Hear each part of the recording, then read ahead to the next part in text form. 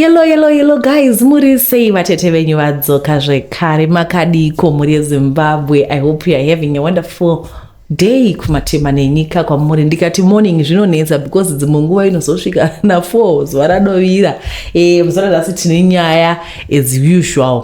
Regai tipinde munyaya yedu yekutanga. Makasimbere tete ndinoda kureururawo past life zvandakaita zvava kundinetsa present life yandiri kurarama. Tete ndaizviti ndakapenga asi ndiri kuona kuti ndaipenga.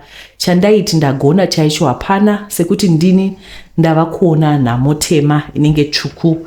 Tete makore akati kuti apera ndaivawo anti pabasa pandaishanda mopu driver wechikorobho.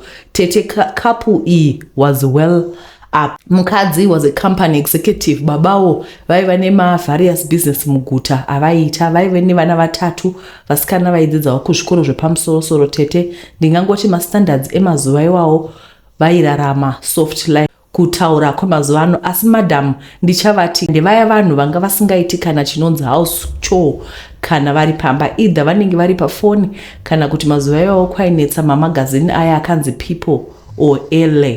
Ndiwo zvavo vaiuya nechiguchu chavo. Aiwa weekend yaipera zvavo vakagara kuti go ini ndichiita basa. Vagoshe murume wavo aitombodaidzira kuti dai Grace wambondibikirawo. Asi madam aidaidzira kuti a wife is not a slave, I have hired hands for that. Kana vachiti hired hands vaibvira inini maid wavo. Tete ndikakudzai kuti kubva kumashits airariwa nekapo iyi kusvika kuma underwear avagoshe ndini ndaiwacha. In fact vaiti vakabvunza sheti yokupfeka kuna madam Grace zvaingonzi bvunzai anti vachakuudzai yekupfeka. Tete ndiyo situation yaiva pambapa. Zvakaita worse to the point yekuti chero lunch box yekubasa ndini ndainge ndava kuona nezvazvo. Tete handizivi kuti madam Grace kwaiva kuva busy nebasa here, asi hama dzaMr G dzikauya vaizvivharira mubedroom mavo nguva zhinji. Handizivi hangu kuti previous ekumashure uku angakamira sei, asi ndakaona kuti pamba apa painge pasingauyi vaenzi. Tete uchitosvika vaiona kuti Mr Gweshe chero hazvo vaiva married, vaiva single and lonely panguva imwe chete. Mr G vakatanga kundiudza maproblems avo avainge vachisangana nawo mumarriage mavo. Ndakatanga ndichavasimbisa kudzamana Mr G vakanda shoko rerudo. Ndakatombotanga ndicharamba tete nekuti ndaisada kuputsa imba yomwe mukadzi ndichivaka yangu nemusodzi yake. Mr Gweshe vakasimbisa vakati hapana kuputsa kwandaita, chaingozoita relationship yedu isinei namadam. Zvakatanga zvichindiremera kudana nemurume munhu, asi with time ndakatanga kujaira. Mr G vaindipa imwe mari nekuseri isingazikanwi namadam Grace.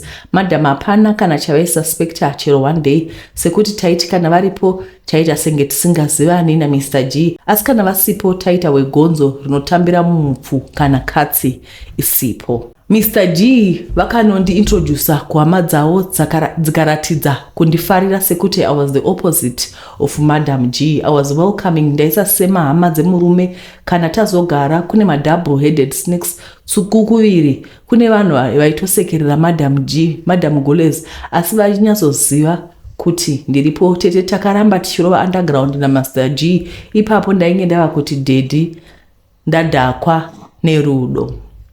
Rimwe zuva gava rakadambuka musuwo, zvinonzi kangoma kanoririsa kanenge kava kuda kudambuka. Tainge takatodakara naDaddy G tiri busy kupanana rudo. Handizivi kuti inyaya yekuti taiva busy here, asi hapana akanzwa Madam G vachipinda. Madam vakandiwanikidza inini maid wavo nemurume wavo Mr Gweshe tisina kupfeka, tiri musvo, tiri panguva yevakuru. Tete ndakafriza nekudikitira kamwe chete. Koidzo nyadzi unoita senge gudo rine mimba rapinda mubhazi mune vanhu. Tete Madam G vakakiya madho ese zvese negeti. Ndakati nhasi zvangu ndichagochwa nemvura inopisa mafuta anobhoila, asi zvakaitika next zvakandishamisa uye zvichiri kungondishamisa up to this day.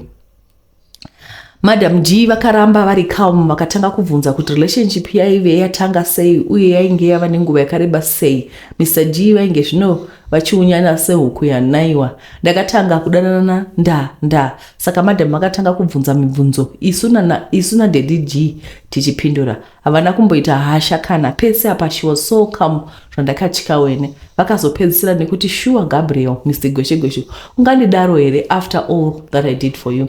Ndakatora maloni kusimudza mabusiness. I work as twice as hard kuti tive necomfortable life.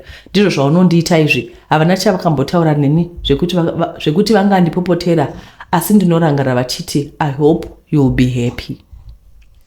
Tete ndiko kwakava kuva second wife kwangu. Hama dzakapemberera kuti zvaiwana ngwarati kudya irere kumba kwangu vaizenge vasingachabvi. Zvino ndakatonobvisira cows kumba kwedu ndikatoitiswa course yeusecretary. Ndakatengerwa kastendi kangu kenhano ndikavakirwawo imba yangu. Mai guru Madam G hapana kana musi 1 wakambonetsana neni. Murume wedu aipota achienda kwa mai guru pano neapa. Ini ndaiita capitalize pama mistakes aMadam Gules, nokudaro ndaive nyachide anodiwa chose. Daddy vaigara vari kumba kwangu ende ndaikuziwa nehama. Ndakaita nhumbu yekutanga skanikati mwana mukomana. Tete kana ndakambodiwa ndiwo mazuva ndakadiwa ndichinzi ndawana NA mudyi werifa. Mukomana takamutumidza zita rekuti Takunda. Mimba yechipiri yakabata umwe mukomana ndikanzi mai mwana muri kukudza dzinza. Akanzi takura. Ko ndaida kuprova kuti ini handina kuuya kuzotamba. Gore mwana nhumbu ndakazvara wechitatu ndiye akazoita musikana. Ndakazosungwa machubhu ndaona kuti yowe zvondogara ndiri wemanepisi. Gulezi vachiita sekasikana. Tete vana vaGulezi vakakura. Daddy G vaita zvinhu senge kubhadhara fees nekutenga food, asi kugara chaiko vaigara kwangu. Vana vamaiguru vese now they are all grown up, vakachata, vane mhuri dzavo, upenyu hwavo huri kufamba. Variviri vari kuAustralia, one anogara kuSaudi Arabia, ende upenyu huri kufamba. Madam Gulezi vagere Tete. Ndege vanoita senge vari kuenda kutauni. Imba vakatengerwa imwe nevasikana vavo kumasabhabhu. Daddy G business rakabroka. Mazuva dollarization harina kuzombomuka zvamuchose. Kwangu kumba ndiko kune drama Takunda ainzi naDaddy ndiye mudyi wenhaka sezvo ainge ari mwana mukomana wekutanga. Chero dongi rinoda masese rinosara pasi.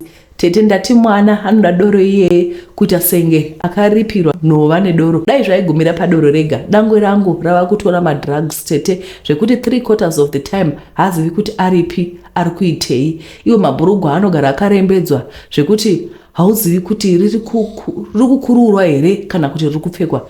Grocery rangu ndava kutogara ndakakera mubedroom mangu nokuti anogona kutengesa 2 kg yesugar 50 cents or 2 liters yemafuta kuti agowana mari yedoro o yekutengera zvekumona. Tete wechipiri Takura hafambi, hagari, ane disability yekuti anotoda help pese paanenge ari. Kupa kwashe musikana ndaifunga kuti achaita gwara rakanaka rekutevedza zvakaitwa nanasisi vake, kuchatawo nekuitawo zvakanaka. Tete kupa akandigura kunorira nhumbu hameno kuti anobvisa ngani, arura nekuita zvechipambi. Tete poshaiwawo 1 mwana anoitawo zvakanaka here. Daddy G vangovawo scraper kuita kusauka. Tete ende chinondibhwa ndechekuti vanondiblema vachiti I came between him nemukadzi wavo. Hama dzandaifunga kuti dziri kusaidi kwangu dzakashifta magoalpost dzadzokera kuna Gulezi ndiko kwava nemurari. Gulezi vakadzoka kuita chimuko kuglowa nepeace of mind, vakabva vasimba Tete kuita kasikana. Tete Gulezi vanoratidza kuti zvese zviri kufaya. Daddy G vakada kumbodzokera kuna Gulezi asi Gulezi havasi kuvagamuchira. Vari kuti itai zvefamily yenyu nyowani, isi kuno tiri right. Tete handina kuziva kuti kuvaka imba yangu nemusodzi umwe mukadzi ndaibhenga misodzi yandiri kukohwa zvakapetwa kashanu. Handizivi kuti ndokumbira kuna Madam Gulezi ruregero here. Handizivi kuti Madam Gulezi vane chekuita neurombe hwangu wevana vangu here. As I believed I wronged her and punishment yacho yakauya kuvana vangu. I thought I had upgraded from maid to a madam. Dai muri Gulezi apa Daddy G vacho vava uncle sekuru be vakuonekwa kukura kwese manje. Dai muri Gulezi maindiregerera. I cheated with a husband in a house right under her nose. Ndinokumbira Gulezi ruregero here. asi ndotanga ndichiti kudini ndaifunga ndakapenga asi ndini ndava kupenga nepfungwa tete zvinoita here after all these years kukumbira golezi ruregerero ini hangu chandakagona chaicho hapana. Regai ndingotaipa something.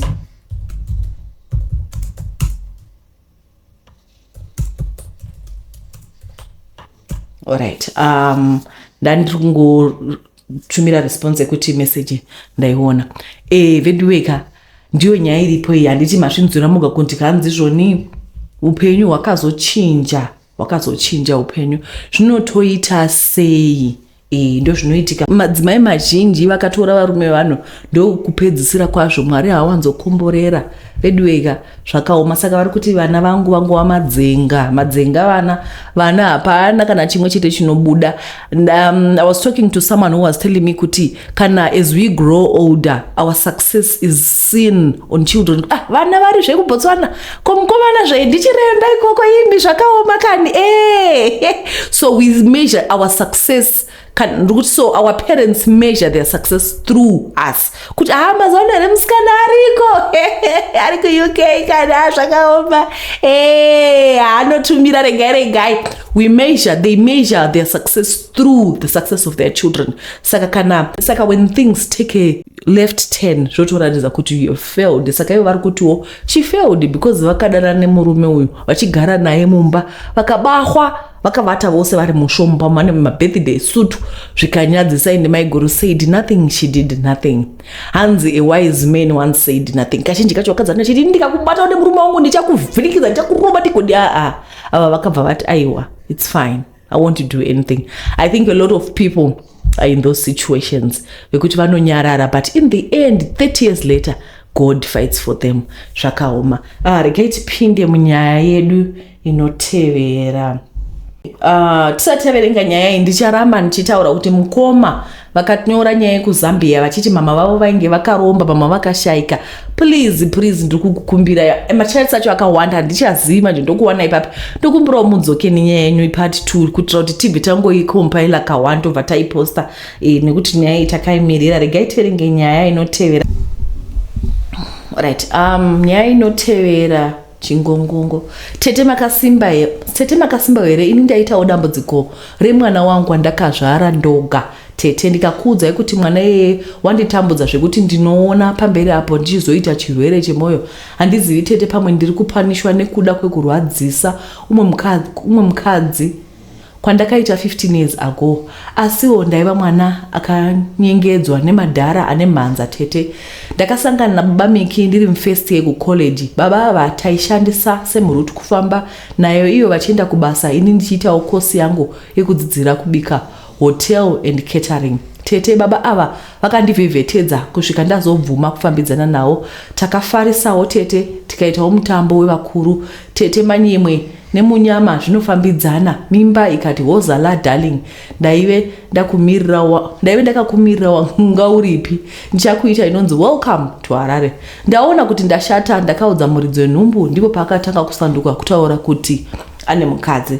Saka hanga destroy family yake nekuda kwangu. Apa kuzotaura kuti I was just a mistake that fell pregnant. Tete kana tazogara itsika yavo vanhurume kuda kuti rwadzisa nekuti nyadzisa. Ndakadzungaira tete nekuti ndaiziva reaction yamai vangu kana vazonzwa kuti ndainge ndava nepamiri.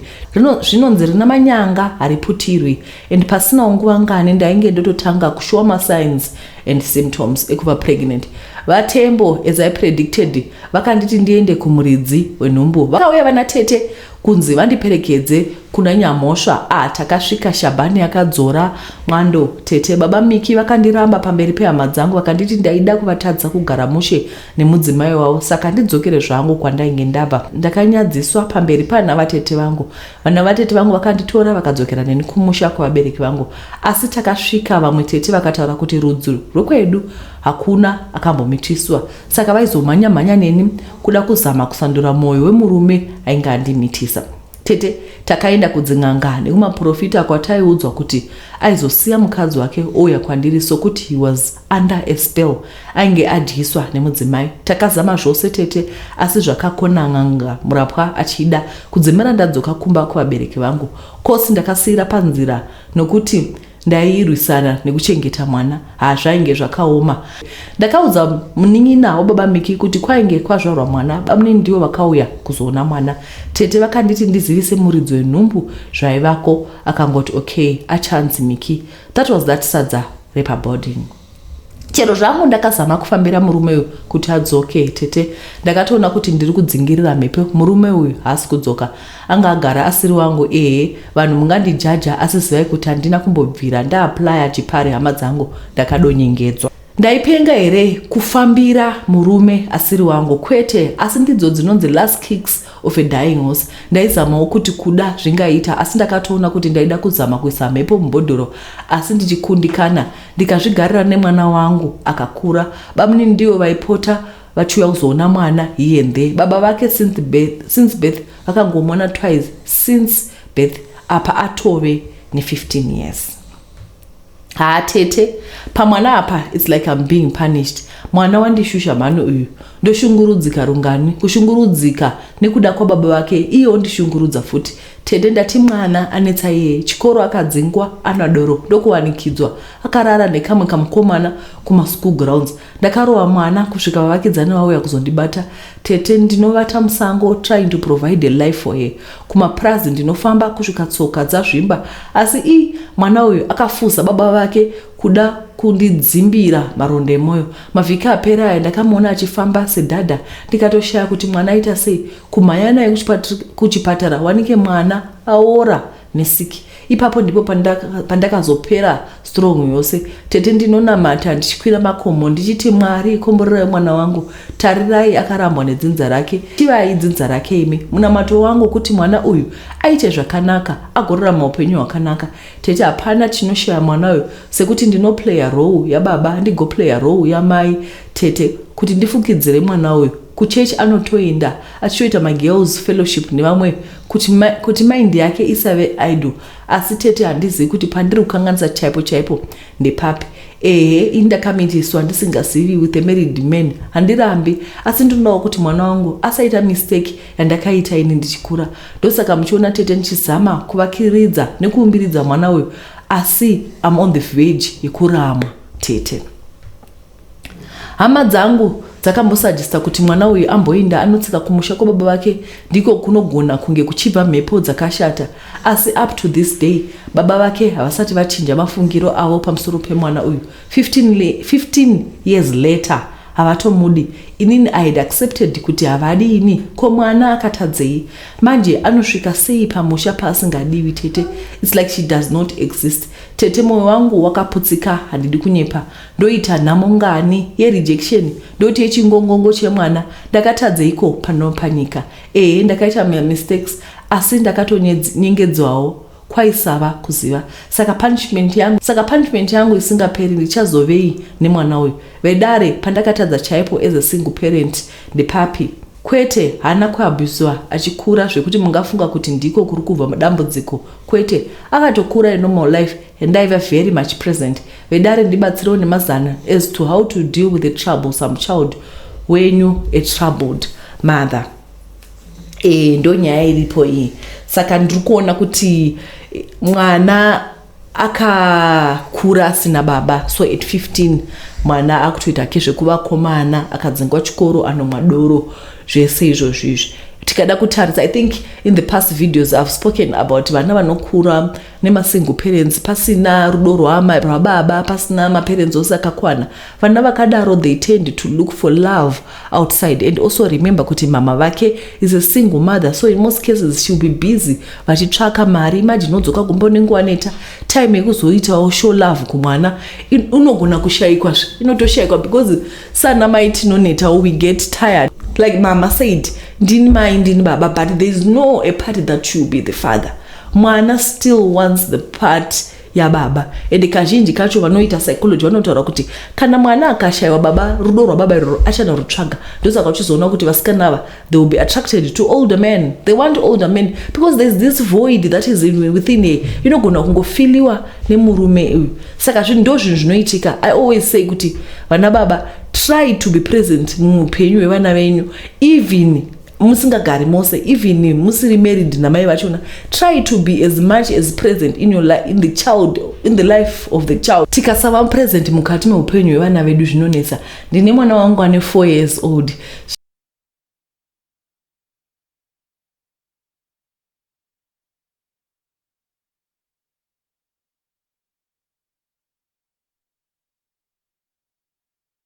Old, a father passed away, so my husband is the father of that child. So whenever she sees him, vanomuhaga, vomusumudza, vomukisa, and she always says, "Oh, I love daddy so much. He kisses me and it's very nice." So ikoko kuva nababa muupenyu every day kunoita kuti paunozoenda panze ukasangana nemunhu akati I love you haufunduki because wazvijaira kumba. Asi manje ukabva kumba kusina rudo, aiwa ndizvo zvinozoita. Regai tiverenge nyaya yekupedzisiri. Iyi nyaya iyi ndogara ndichiiverenga, asi pose pandoiverenga panoga audio inobva yadisappear. Dress roda kundinyadzisa navedwe. Alright. Tete nevedare mese makadini, ndine nyaya yangu iri kuita kuti ndishaye hope. Ndikazvifunga ndiri kungofema ndoga tete kunzwa kuti ndikasazvitaura ndinoita heart attack tete. Chero ndikati ndiudze hama dzangu, hama dzemurume wangu tete, mazuva ano people are too quick to judge zvinzi vakaromba nevana vavo. Izvo kwete, chero mushonga wemudumbu chaiwo handiozivi. Ndiri kunzwa kuzarirwa pachest apa. Baba vacho pandiri kutaura kuno vakatoadhimitwa kuchipatara zuro neBP yakakwira. Saka pari zvino ndingati ndini ndakatarisa disaster iyi kumberi kwangu, ende anytime mwana wangu musikana anobatsirwa mavhiki anotevera ndiri kuita kunzwa ndichipera mweya tete kuti ndizosvika ndichisangana nemashure aya. Ndakaita kunyeurirwa nemumakidzano wangu kuti dai mambouya kumba mwana anenge asisina kumira zvakanaka.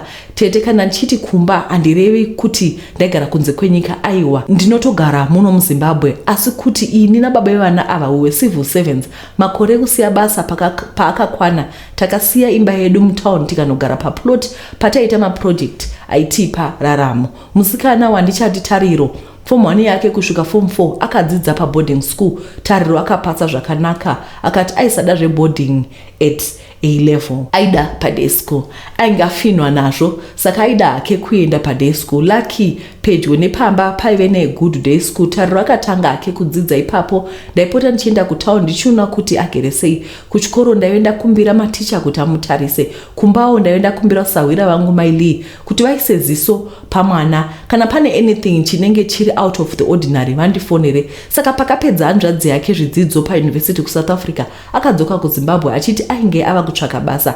Tete ndakatofara kuti Tariro anenge ane hanzvadzi yake inenge ichimutarisa. Handina kuziva kuti vana ava vachandiburira hombe, vachandirwadzisa kusvika pabhonzo. Chokwadi mashure akadai vainge vandiitira vakamanzwepi okumaonepi. Tete hakuna chinhu chinonzi mistake pahanzvadzi, no ndinozviramba ini. Ko vakakura mu1 room vachihafurwa necurtain havana kumbobvira vamitisana 1.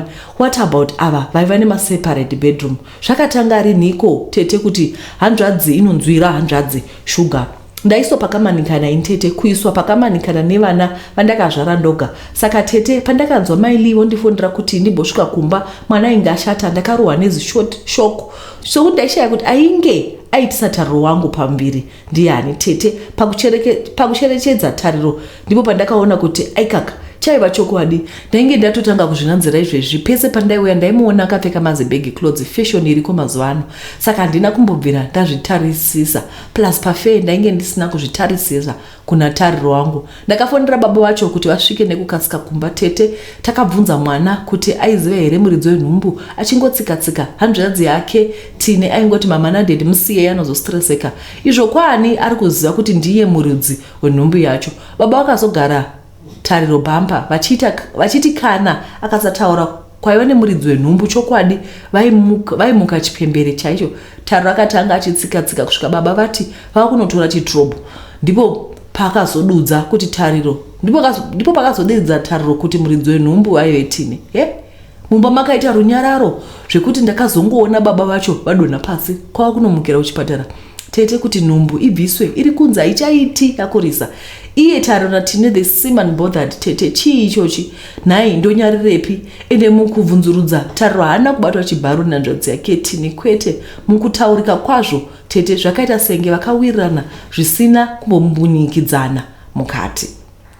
tete ndiri kunzwa kubitirigwa vanhu vachati ndakaromba nevana vangu izvo kwaaniko chese chandinacho ndakashanda nemaoko angu saka mwana wevanhu ava achanditi gogo moyo wangu uri kurema tete chii choitika munyika muno mweya here chokwadi vana ava vandigura kunorira zvokwadi moyo wangu uri kuita kuremerwa chaiko kunzwa kuti brain dzangu dzoda kudambuka tete zvinonzi problem shared is half solved asi zvinotaurika here izvi tete kunani kuna mai mufundisi vagowana zvekuparidza muchechi kuhama dzangu kuhama dzedu dzigowana content ini hangu vana ava vandigura kunorira ndichifema saka nyaya idzi tadzigurupa dzikangova nyaya dzevana nyaya previous zvendee mwana iyi ndeye vana vanetsa vana vanomitisana vaparents ane mateenagers ngatingoitai careful remember nyaya idzi kana muchidzinzwa munodzinzwira uko nekoko asi one day ndipo unozoona kuzvinhu zvakutoitika pamba pako ende mwana wako uchimutarisira anenge achitori innocent kani hadozivi hana chaanoziva svobodo vanhu vanoziva zvavari kuita behind the scenes with children zvinoitika manje nemateenagers ndezvekuti there's always the need to experiment vanoda kuexperimenta unenge uchifila mafeelings mahormones they are raging at this age saka kana apparatus ndio inenge isipo kana apparatus if it avails itself aiwa tinoishandisa apparatus without even worrying kuti ndiya baba here ndiya bhundi here incest taboo no we don't care as teenagers tinongoti tongoshandisa maapparatus anditi tongoti totowira without thinking because vana saka in the end you see kuti vana in most cases they want parental guidance remember kuti isusu tichikura handiziviye zvino taita ainzi what and guidance dzichi whatever you call it iyoyo yainzi what and guidance taitoidzidza kuchikoro we nevedo zvatisa pfungwa dzangu dzomboita dzirashika iyoyo yainzi what and guidance muchiri kuiziva iyoyo taitoenda class tichinodzidzisiwa kunzi musadai because children they want to be guided I'm so sorry sometimes ndo zvinoitika pfungwa dzangu brain yangu inongodzima ndoti asi ndichiziva chinhu chacho nguva yose nguva dzangu dzinongodzaonuza kuti munhu afa udomwa mapiritsi okupenga otherwise one day muchandiona ndichifamba ndakashama mungoti naivedwe zvigo zviri kuitika pfungwa dzacho dzinongodisappear saka yainzi guidance and counseling exactly ndo zvayo saka vana vanoitwa guidance and counseling they need to be guided they need to be counseled even yemacareers chaiyo ndasarigwa ne 2 minutes kuti tipedze even yemacareers vana they need to be guided